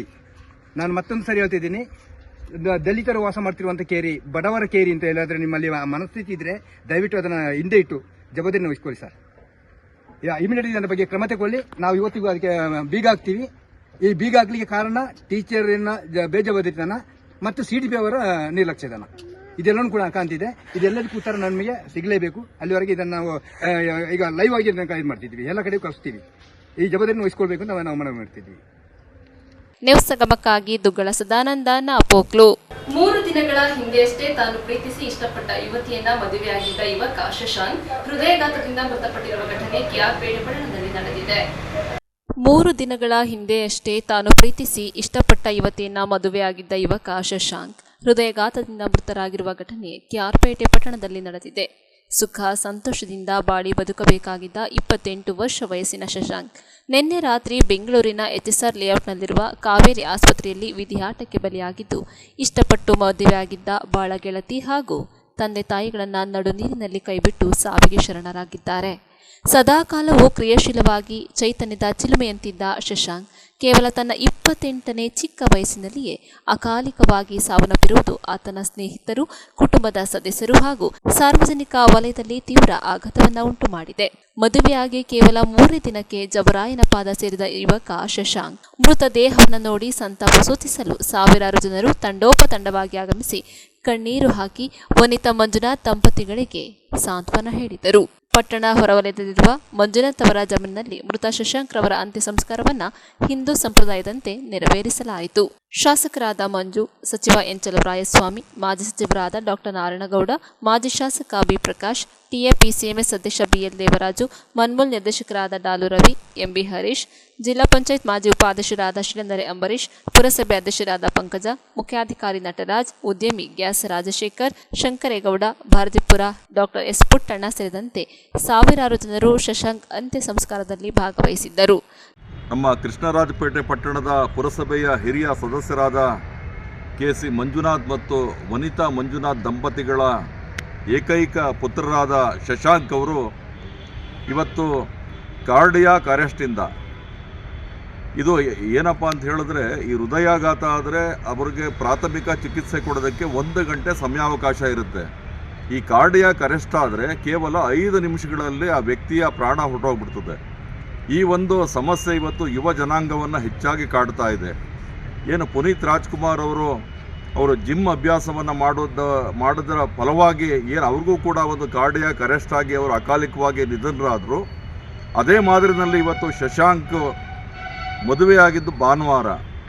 ಕೇವಲ 3 ದಿನಗಳ ಅಂತರದಲ್ಲಿ ಅವರು ಕಾರ್ಡಿಯಾಕ್ ಅರೆಸ್ಟ್ ಆಗಿ ಅಕಾಲಿಕವಾಗಿ ದಾರುಣ ಅಂತ್ಯವನ್ನು ಕಾಣ್ತಾರೆ ಅಂತ ಹೇಳಿದ್ರೆ ಇವತ್ತು ಯುವ ಜನಾಂಗ ಯಾವ ದಿಕ್ಕಿನತ್ತ ಹೋಗ್ತಾ ಇದೆ, ಯುವ ಜನಾಂಗದ ಆರೋಗ್ಯದ ಬಗ್ಗೆ, ಅವರ ಒಂದು ದೈಹಿಕ ವ್ಯಾಯಾಮದ ಬಗ್ಗೆ ಒಂದು ಸರಿಯಾದ ತಿಳುವಳಿಕೆ ಸಿಗ್ತಾ ಇಲ್ಲ ಅನ್ನುವಂಥದ್ದು ಭಾಸ ಆಗ್ತಾ ಇದೆ. ಈ ದಿಕ್ಕಿನಲ್ಲಿ ಯುವಕರು ಆಲೋಚನೆಯನ್ನು ಮಾಡಬೇಕು, ಆರೋಗ್ಯದ ಬಗ್ಗೆ ಎಚ್ಚರವನ್ನು ವಹಿಸಬೇಕು. ಯಾಕೆಂದರೆ ಕೇವಲ 25, 26, 28 ವರ್ಷಕ್ಕೆ ಈ ರೀತಿ ಆದರೆ ಅವರನ್ನೇ ನಂಬಿರುವಂಥ ತಂದೆ ತಾಯಿಗಳು, ಕುಟುಂಬದ ಸದಸ್ಯರ ಪರಿಸ್ಥಿತಿ ನಿಜವಾಗ್ಲೂ ಕೂಡ ಚಿಂತಾಜನಕ. ಇವತ್ತು ನಮ್ಮ ಮಂಜುನಾಥ್ ಅವ್ರ ದಂಪತಿಗಳಿಗೆ ಇರ್ತಕ್ಕಂಥ ಒಬ್ಬನೇ ಮಗ. ಈಗ ಒಬ್ಬ ಮಗ ಅವನು ಚೆನ್ನಾಗಿ ಬಾಳಿ ಬದುಕಲಿ ಅಂತ ಅನ್ನೋವನಿಗೆ ಮದುವೆಯನ್ನು ಮಾಡಿ ಅದ್ಧೂರಿಯಾಗಿ ಅವನು ಏನು ಪ್ರೀತಿಸಿ ಇಷ್ಟಪಟ್ಟಿದ್ದಂಥ ಜಾರ್ಖಂಡ್ ಮೂಲದ ಯುವತಿಯನ್ನು ಭಾಳ ಸಂಗಾತಿಯನ್ನಾಗಿ ಮಾಡಿ ಧಾಮ್ ಧೂಮ್ ಅಂತ ಅದ್ಧೂರಿಯಾಗಿ ಮದುವೆ ಮಾಡಿ ಸಂತೋಷವಾಗಿರಲಿ ಅಂತ ಅವರು ಹಾರೈಸಿ ಎಲ್ಲ ವ್ಯವಸ್ಥೆಯನ್ನು ಮಾಡಿದರು. ಆದರೆ ವಿಧಿ ಆಟನೇ ಬೇರೆ ಆಗಿದೆ. ಜವರಾಯ ಆ ಯುವಕ, ಪ್ರತಿಭಾವಂತ ಯುವಕ, ಏನು ಆತನ ವಿದ್ಯಾಭ್ಯಾಸ, ಆತ ಓದಂಥ ಕಾಲೇಜಲ್ಲಿ ಹಾಸ್ಟೆಲಲ್ಲಿ ನಾಯಕನಾಗಿ ಒಳ್ಳೆಯ ಸಾಧನೆಯನ್ನು ಮಾಡಿದಂಥ ಸಂದರ್ಭದಲ್ಲಿ ಶಶಾಂಕನ ಅಕಾಲಿಕ ಸಾವು ಅವನ ಸ್ನೇಹಿತರಿಗೆ, ಸಹಪಾಠಿಗಳಿಗೆ, ಅವರ ತಂದೆ ತಾಯಿಗಳಿಗೆ ತುಂಬಲಾರದ ನಷ್ಟ ಆಗಿದೆ. ದಯಾಮಯನಾದ ಭಗವಂತ ಅವರಿಗೆ ದುಃಖವನ್ನು ಭರಿಸ್ತಕ್ಕಂಥ ಶಕ್ತಿಯನ್ನು ಕೊಡಲಿ. ಹಾಗೆ ಯುವಕರು ಈ ಒಂದು ಕಾರ್ಡಿಯಾಕ್ ಅರೆಸ್ಟ್ನ ಸಮಸ್ಯೆ ಏನು ಕಾಡ್ತಾ ಇದೆ ಬೆಂಬಿಡದ ಮಾರಿ ರೀತಿಯಲ್ಲಿ, ಇದರ ಬಗ್ಗೆ ಎಚ್ಚರವನ್ನು ವಹಿಸಬೇಕು. ಇದರ ಬಗ್ಗೆ ಸೂಕ್ತವಾದ ಒಂದು ಆರೋಗ್ಯ ಮಾರ್ಗದರ್ಶನವನ್ನು, ಸೂಕ್ತ ಸಲಹೆಗಳನ್ನು ತಜ್ಞರಿಂದ ಪಡ್ಕೊಂಡು ಈ ಸಮಸ್ಯೆಯಿಂದ ಮುಕ್ತರಾಗುವಂಥ ದಿಕ್ಕಿನಲ್ಲಿ ಆಲೋಚನೆ ಮಾಡಬೇಕು ಅಂತ ನಾನು ಮನವಿ ಮಾಡ್ತಾ ಇದ್ದೇನೆ. ನಮಸ್ಕಾರ. ನ್ಯೂಸ್ ಸಂಗಮಕ್ಕಾಗಿ ಡಾಕ್ಟರ್ KR ನೀಲಕಂಠ, KR-ಪೇಟೆ. ನಾಪೋಕ್ಲುವಿನ ಕೊಡವ ಸಮಾಜದ ಕ್ರೀಡೆ, ಸಾಂಸ್ಕೃತಿಕ ಮತ್ತು ಮನರಂಜನಾ ಕೂಟದ ವತಿಯಿಂದ 3ನೇ ವರ್ಷದ ಬ್ಯಾಡ್ಮಿಂಟನ್ ಮತ್ತು ಸ್ನೂಕರ್ಸ್ ಟೂರ್ನಮೆಂಟ್ ಮಾರ್ಚ್ 15ರಂದು ಆಯೋಜಿಸಲಾಗಿದೆ ಎಂದು ಗೋಷ್ಠಿಯಲ್ಲಿ ತಿಳಿಸಿದ್ದಾರೆ. ನಾಪೋಕ್ಲುವಿನ ಕೊಡವ ಸಮಾಜದ ಕ್ರೀಡೆ, ಸಾಂಸ್ಕೃತಿಕ ಮತ್ತು ಮನರಂಜನಾ ಕೂಟದ ವತಿಯಿಂದ 3ನೇ ವರ್ಷದ ಕೊಡವ ಬ್ಯಾಡ್ಮಿಂಟನ್ ಮತ್ತು ಸ್ನೂಕರ್ ಟೂರ್ನಮೆಂಟ್ ಅನ್ನು ಮಾರ್ಚ್ 15 ಮತ್ತು 16ರಂದು ಸಮಾಜದ ಆವರಣದಲ್ಲಿ ಆಯೋಜಿಸಲಾಗಿದೆ ಎಂದು ಕೂಟದ ಅಧ್ಯಕ್ಷರಾದ ಬಿದ್ದಟಂಡ ಎಸ್ ತಮ್ಮಯ್ಯ ತಿಳಿಸಿದರು. ಸ್ಥಳೀಯ ನಾಪೋಕ್ಲು ಕೊಡವ ಸಮಾಜದ ಕೂಟದ ಸಭಾಂಗಣದಲ್ಲಿ ಆಯೋಜಿಸಲಾಗಿದ್ದ ಗೋಷ್ಠಿಯಲ್ಲಿ ಅವರು ಮಾತನಾಡಿದರು. ವರ್ಷಂಪ್ರತಿ ನಡೆಸಿಕೊಂಡು ಬರಲಾಗುತ್ತಿರುವ ಕೊಡವ ಬ್ಯಾಡ್ಮಿಂಟನ್ ಪಂದ್ಯಾಟದಲ್ಲಿ 100ಕ್ಕೂ ಅಧಿಕ ಮಂದಿ ಪಾಲ್ಗೊಳ್ಳಲಿದ್ದಾರೆ. ಕ್ಲಬ್ ವತಿಯಿಂದ ನಡೆಯುವ 3ನೇ ವರ್ಷದ ಟೂರ್ನಮೆಂಟ್ ಇದಾಗಿದ್ದು 4 ಪ್ರತ್ಯೇಕ ವಿಭಾಗಗಳಲ್ಲಿ ಸ್ಪರ್ಧೆ ನಡೆಯಲಿದೆ. ಪುರುಷರ ಡಬಲ್ಸ್ 20 ವರ್ಷ ಒಳಗಿನವರಿಗೆ, 20ರಿಂದ 35 ವರ್ಷ ವಯೋಮಿತಿ, 35ರಿಂದ 50 ವರ್ಷ ವಯೋಮಿತಿ ಹಾಗೂ 50 ವರ್ಷ ಮೇಲ್ಪಟ್ಟು ಪ್ರತ್ಯೇಕ ವಿಭಾಗಗಳಲ್ಲಿ ಸ್ಪರ್ಧೆ ನಡೆಯಲಿದೆ. ಮುಕ್ತ ಮಿಕ್ಸ್ ಡಬಲ್ಸ್ ಬ್ಯಾಡ್ಮಿಂಟನ್ ಸ್ಪರ್ಧೆಯೂ ನಡೆಯಲಿದೆ. ವಿಜೇತರಿಗೆ ಆಕರ್ಷಕ ಟ್ರೋಫಿ ಹಾಗೂ ನಗದು ಬಹುಮಾನಗಳನ್ನು ವಿತರಿಸಲಾಗುವುದು ಎಂದು ತಿಳಿಸಿದರು. ಇದೇ ಸಂದರ್ಭ ಮಧ್ಯಾಹ್ನದ ಊಟದ ವ್ಯವಸ್ಥೆಯನ್ನು ಮಾಡಲಾಗಿದೆ ಎಂದು ತಿಳಿಸಿದರು. ಈ ವರ್ಷ ವಿಶೇಷವಾಗಿ ಕೊಡವ ಪುರುಷರ ಡಬಲ್ಸ್ ಸ್ನೂಕರ್ ಸ್ಪರ್ಧೆಯನ್ನು ಆಯೋಜಿಸಲಾಗಿದೆ. ಈ ಸ್ಪರ್ಧೆಗೆ ಆದ್ಯತೆ ಮೇರೆಗೆ 30 ಮಂದಿಗೆ ಅವಕಾಶ ಕಲ್ಪಿಸಲಾಗುವುದು. ಪ್ರಥಮ ಮತ್ತು ದ್ವಿತೀಯ ನಗದು ಬಹುಮಾನಗಳನ್ನು ವಿತರಿಸಲಾಗುವುದು ಎಂದರು. ಪ್ರವೇಶ ಶುಲ್ಕದೊಂದಿಗೆ ಪ್ರವೇಶವನ್ನು ಸ್ವೀಕರಿಸಲು ಮಾರ್ಚ್ 12 ಕೊನೆಯ ದಿನವಾಗಿದೆ. ಹೆಚ್ಚಿನ ಮಾಹಿತಿಗಾಗಿ ಮೊಬೈಲ್ ಸಂಖ್ಯೆ 9446464735 ಸಂಪರ್ಕಿಸಲು ಕೋರಲಾಗಿದೆ. ಗೋಷ್ಠಿಯಲ್ಲಿ ಕ್ಲಬ್ ಉಪಾಧ್ಯಕ್ಷರಾದ ಕೊಂಡಿರ ನಂದಕುಮಾರ್, ಕಾರ್ಯದರ್ಶಿ ನಾಯಕಂಡ ದೀಪಚಂಗಪ್ಪ, ಖಜಾಂಚಿ ಕಲಿಯಂಡ ಕೌಶಿ ಕುಶಾಲಪ್ಪ, ಸಮಿತಿ ಸದಸ್ಯರಾದ ಬೊಪ್ಪರ ಜಯ ಉತ್ತಪ್ಪ, ಅರೆಯಡ ಗಣೇಶ್ ಬೆಳ್ಳಿಯಪ್ಪ, ಕೊಂಡ್ಯೋಳಂಡ ಶಬನ್ ಪಳಂಗಪ್ಪ ಉಪಸ್ಥಿತರಿದ್ದರು. ವರ್ಷಪತಿ ನಡೆಸುವಾಗೆ ಕೊಡುವ ಬ್ಯಾಡ್ಮಿಂಟನ್ ಮತ್ತು ಈ ಸಲ ವಿಶೇಷವಾಗಿ ಬಿಲಿಯರ್ಡ್ಸ್ ಟೂರ್ನಮೆಂಟ್ ಅನ್ನು ವ್ಯವಸ್ಥೆ ಮಾಡಿದ್ದೇವೆ. ಇದರಲ್ಲಿ ಬ್ಯಾಡ್ಮಿಂಟನ್ ಸುಮಾರು 300ಕ್ಕಿಂತ ಜಾಸ್ತಿ ಪಾರ್ಟಿಸಿಪೇಟ್ ಮಾಡ್ತಾ ಇದ್ದಾರೆ. ಅದು ಓಪನ್ ಟು ಕೊಡವ ಎಲ್ಲಿ ಬೇಕಾದರೂ ಇರ್ಬೋದು, ಅವರು ರಾಜ್ಯದಲ್ಲಿ ಇರ್ಬೋದು, ದೇಶದಲ್ಲಿ ಇರ್ಬೋದು, ಹೊರದೇಶದಲ್ಲಿ ಇರ್ಬೋದು, ಒಂದು ಪಾಲ್ಗೊಳ್ಬೋದು. 15ರಿಂದ 15-16ರಂದು ನಡೀತದೆ. ಇದು 3ನೇ ನಮ್ಮ ಕ್ಲಬ್ಬಿನ ವತಿಯಿಂದ ನಡೆಸ್ತಾ ಇರುವಂತಹ ಟೂರ್ನಮೆಂಟ್. ಇದರಲ್ಲಿ 3 ವಿಭಾಗಗಳಾಗಿದೆ. ಅದರ ಒಂದು 20 ವರ್ಷದಿಂದ 35 ವರ್ಷ, ಮತ್ತು 35ರಿಂದ 50, 50ರಿಂದ 55 ಅದು ಶಟಲ್ ಬ್ಯಾಡ್ಮಿಂಟನ್. ನ್ಯೂಸ್ ಸಂಗಮಕ್ಕಾಗಿ ದುಗ್ಗಳ ಸದಾನಂದ, ನಾಪೋಕ್ಲು. KR-ಪೇಟೆ ತಾಲೂಕಿನ ಕಸಬಾ ಹೋಬಳಿಯ ಬಿಜೆ ಶಾಖಾ ಮಠದ ಶಾಲಾ ಆವರಣದಲ್ಲಿ ವಿಜ್ಞಾನ ವಸ್ತು ಪ್ರದರ್ಶನ ಕಾರ್ಯಕ್ರಮ ನಡೆಯಿತು. ವಿಜ್ಞಾನದ ವಿಷಯವಾಗಿ ವಿದ್ಯಾರ್ಥಿಗಳಲ್ಲಿ ಸೂಕ್ತವಾಗಿರುವ ಜ್ಞಾನ ಪ್ರತಿಭೆಯನ್ನು ಹೊರಹೊಮ್ಮಿಸಲು ವಿಜ್ಞಾನ ವಸ್ತು ಪ್ರದರ್ಶನ ಉತ್ತಮ ವೇದಿಕೆಯಾಗಿದೆ ಎಂದು ಸಮಾಜ ಸೇವಕರಾದ ಆರ್ಟಿಒ ಮಲ್ಲಿಕಾರ್ಜುನ್ ತಿಳಿಸಿದರು. ಕೆಆರ್ಪೇಟೆ ತಾಲೂಕಿನ ಕಸಬಾ ಹೋಬಳಿಯ ಹೇಮಗಿರಿ ಶಾಖೆಯ ಪ್ರಧಾನ ಕಾರ್ಯದರ್ಶಿ ಡಾಕ್ಟರ್ ಜೆಎನ್ ರಾಮಕೃಷ್ಣೇಗೌಡರ ಮಾರ್ಗದರ್ಶನದಲ್ಲಿ ಹೇಮಗಿರಿ ಬಿಜಿಎಸ್ ಎಜುಕೇಷನ್ ಸೆಂಟರ್ ಶಾಲಾ ಆವರಣದಲ್ಲಿ ಮಕ್ಕಳಿಂದ ನಡೆದ ವಿಜ್ಞಾನ ವಸ್ತು ಪ್ರದರ್ಶನ ಕಾರ್ಯಕ್ರಮವನ್ನು ಉದ್ಘಾಟಿಸಿ ಮಾತನಾಡಿದರು. ಮಕ್ಕಳ ಜ್ಞಾನವೃದ್ಧಿಗೆ ವಿಜ್ಞಾನ ಪ್ರದರ್ಶನಗಳು ಪೂರಕವಾಗಿವೆ. ಅವರಲ್ಲಿ ತಂತ್ರಜ್ಞಾನ, ಪರಿಸರ ಕಾಳಜಿ ಹಾಗೂ ಚರಿತ್ರೆಯ ಬಗ್ಗೆ ಆಸಕ್ತಿ ಬೆಳೆಯುತ್ತದೆ. ಮಕ್ಕಳಲ್ಲಿರುವ ಸೃಜನಶೀಲತೆಗೆ ಉತ್ತೇಜನ ಸಿಗುತ್ತದೆ. ವಿಜ್ಞಾನ ಎಂದರೆ ಸಂಜೀವಿನಿಯಂತೆ ಬದುಕಿನಲ್ಲಿ ನಮಗೆ ಜ್ಞಾನ ಹಾಗೂ ಸರಿಯಾದ ಪ್ರಜ್ಞೆ ಬರಬೇಕೆಂದರೆ ವಿಜ್ಞಾನದ ಅವಶ್ಯಕತೆ ಇದೆ ಎಂದರು. ಕಾರ್ಯಕ್ರಮದ ಅಧ್ಯಕ್ಷತೆ ವಹಿಸಿ ಮಾತನಾಡಿದ ಹೇಮಗಿರಿ ಬಿಜೆಎಸ್ ಶಾಖಾ ಮಠದ ಪ್ರಧಾನ ಕಾರ್ಯದರ್ಶಿ ಡಾಕ್ಟರ್ ಜೆಎನ್ ರಾಮಕೃಷ್ಣೇಗೌಡ, ಬಿಜೆಎಸ್ ಶಾಲೆ ಎಂದರೆ ವಿಶೇಷ, ವಿನೂತನ ಕಾರ್ಯಕ್ರಮಗಳನ್ನು ರೂಪಿಸುವ ಕಣಜ. ಮಕ್ಕಳು ಪ್ರದರ್ಶಿಸದೆ ಯಾವುದೇ ಸಂಗತಿಯನ್ನ ಒಪ್ಪಬಾರದು. ತಾಂತ್ರಿಕವಾಗಿ ಬೆಳೆಯುತ್ತಿರುವ ಇಂದಿನ ಯುಗವನ್ನ ಜ್ಞಾನದ ಯುಗ, ವಿಜ್ಞಾನದ ಯುಗ ಎಂದು ಹೇಳಬಹುದು. ಇಂದಿನ ಸ್ಪರ್ಧಾತ್ಮಕ ಯುಗದಲ್ಲಿ ಕೇವಲ ಅಕ್ಷರಾಭ್ಯಾಸ ಇದ್ದರೆ ಸಾಲದು. ಮಕ್ಕಳಿಗೆ ಅನ್ವೇಷಣೆ, ಸಂಶೋಧನೆ ಹಾಗೂ ಸೃಜನಾತ್ಮಕ ಮನೋಧಾರಣೆಯನ್ನ ಬೆಳೆಸಲು ಇಂತಹ ವಿಜ್ಞಾನ ವಸ್ತು ಪ್ರದರ್ಶನ ಅನುಕೂಲಕರವಾಗಿದೆ ಎಂದರು. ಶಾಲಾ ಮಕ್ಕಳು ತಯಾರಿಸಿದ ವಿಜ್ಞಾನ ವಸ್ತು ಪ್ರದರ್ಶನದಲ್ಲಿ ತಂತ್ರಜ್ಞಾನ, ವಿಜ್ಞಾನದ ಆವಿಷ್ಕಾರಗಳು, ಪ್ರಾಕೃತಿಕ ಸಂಪತ್ತು ರಕ್ಷಣೆ, ಐತಿಹಾಸಿಕ ಸ್ಥಳಗಳು, ಬಣ್ಣಗಳ ವರ್ಗೀಕರಣ, ಬೆಳಕಿನ ಶಕ್ತಿ ಬಳಕೆ, ಗಾಳಿ ನೀರಿನ ಮಿತ ಬಳಕೆ, ಪ್ರಾಣಿ ಪಕ್ಷಿ ಸಂರಕ್ಷಣೆ, ಹಸಿರು ಯೋಜನೆ, ಆಹಾರ ಪದ್ಧತಿ, ಆಧುನಿಕ ಮನುಷ್ಯರ ಜೀವನ ಶೈಲಿ, ಯಂತ್ರಗಳ ಬಳಕೆ ಸೇರಿದಂತೆ ವಿದ್ಯಾರ್ಥಿಗಳು ಪ್ರದರ್ಶಿಸಿದ ವಿವಿಧ ಮಾದರಿಗಳು ಶಿಕ್ಷಕರ ಮತ್ತು ಪೋಷಕರ ಗಮನ ಸೆಳೆದವು. ಇದೇ ಸಂದರ್ಭದಲ್ಲಿ ಹೇಮಗಿರಿ ಬಿಜೆಎಸ್ ಶಾಖಾ ಪ್ರಾಂಶುಪಾಲರಾದ ಆನಂದ್, ಪುನೀತ್, ಮುಖ್ಯ ಶಿಕ್ಷಕರಾದ ಜಯಶೀಲ, ಪತ್ರಕರ್ತರಾದ ಮಹೇಶ್ ಗಂಜಿಗೆರೆ, ಸೈಯದ್ ಖಲೀಲ್, ರಾಜು, ಶಾಲಾ ಶಿಕ್ಷಕರಿಂದ ಮಕ್ಕಳ ಪೋಷಕರು, ವಿದ್ಯಾರ್ಥಿಗಳು ಸೇರಿದಂತೆ ಇನ್ನಿತರರು ಉಪಸ್ಥಿತರಿದ್ದರು.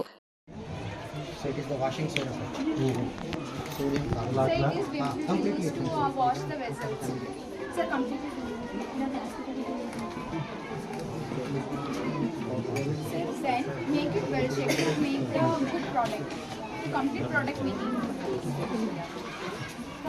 until it forms the leather. So after that, sir, it is a protection for the whole body. Sir, be careful. Sir, you also only join.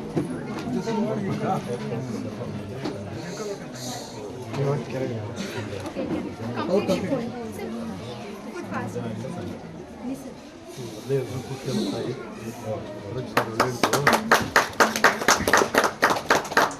totally this is called elephant toothpaste. Sir, we can observe it. This is smoothly leather is formed, and when it is glitter formed, you can touch it and feel it. Sir, thank you, sir. Our experiment is completely successfully completed. Thank you, sir. News ಸಂಗಮಕ್ಕಾಗಿ doctor K R Neelakantha, KR Pete. ಕೊನೆಯಲ್ಲಿ ಮತ್ತೊಮ್ಮೆ headlines.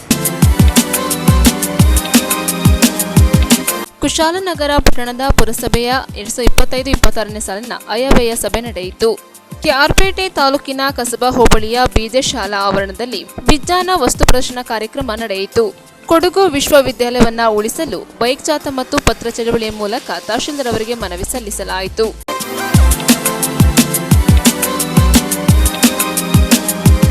ಇಲ್ಲಿಗೆ news ಸಂಗಮ ಮುಕ್ತಾಯವಾಯಿತು. ಸುದ್ದಿ, ಮಾಹಿತಿ, ಮನೋರಂಜನೆಗಾಗಿ ನೋಡ್ತಾ ಇರಿ ಸಂಗಮ ಟಿವಿ. ವಂದನೆಗಳೊಂದಿಗೆ ಸುಪ್ರೀತಾ ಎಲ್ಎನ್.